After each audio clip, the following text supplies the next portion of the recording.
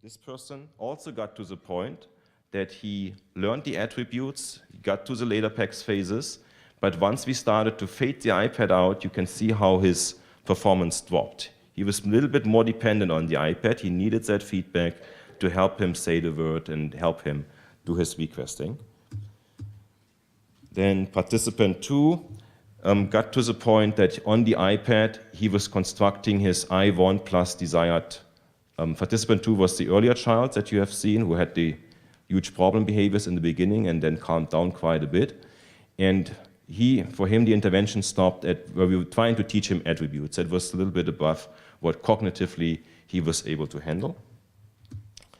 And then the fourth participant, with all of the other participants, we started right at phase 3, teaching picture discrimination, teaching a variety of graphic symbols from the get-go. This didn't work with him. We had to go back into phases 1 and 2 and start one symbol utterances on the iPad, and he got to the point that he was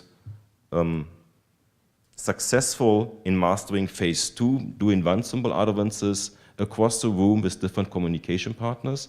But once it came to learning a variety of graphic symbols, 2, 3, and more, this started to become more difficult for him. Again, this is probably due to cognitive impairment at a variety of different levels across this sample.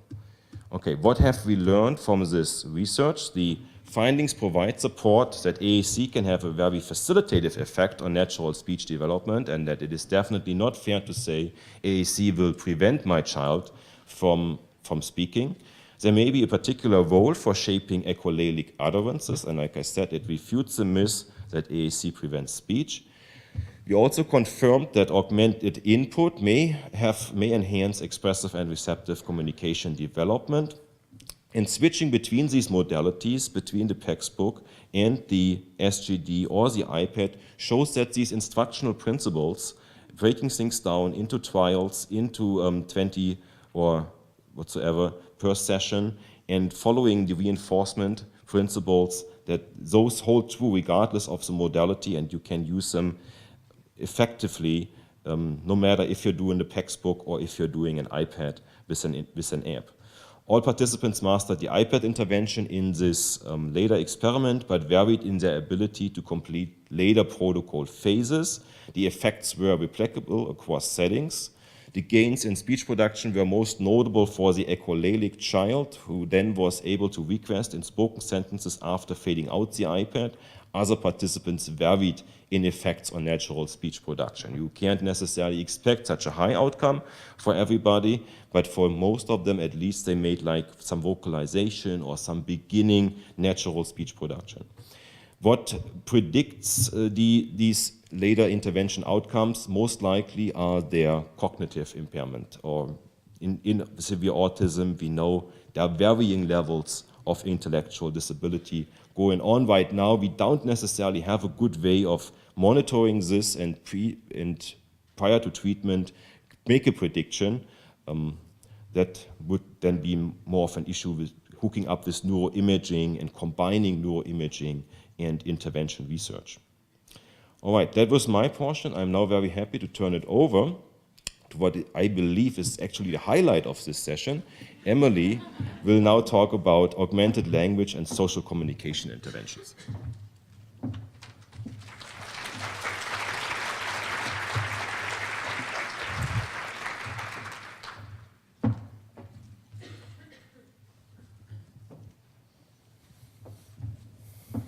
Good morning.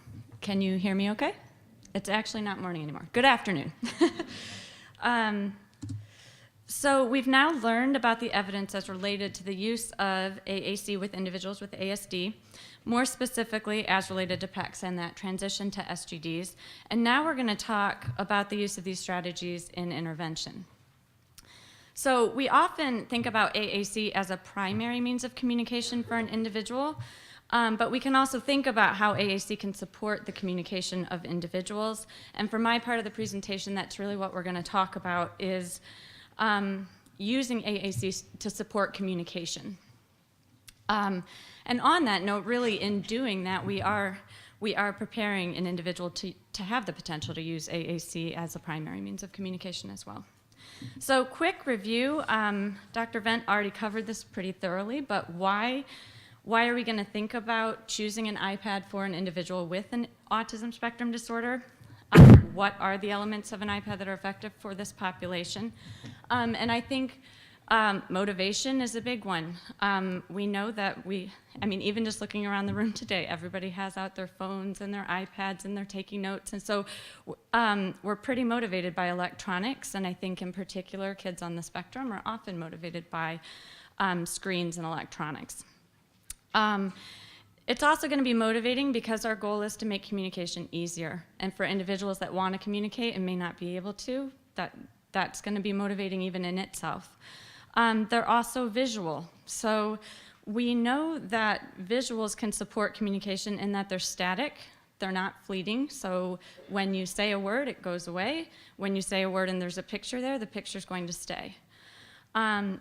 And also, individuals with autism spectrum disorders often have a strength with visual processing. That being said, we also have to be careful of the sensory needs that Dr. Wendt mentioned earlier, in that we don't want to overwhelm them with that visual information either, and it's going to vary from individual to individual.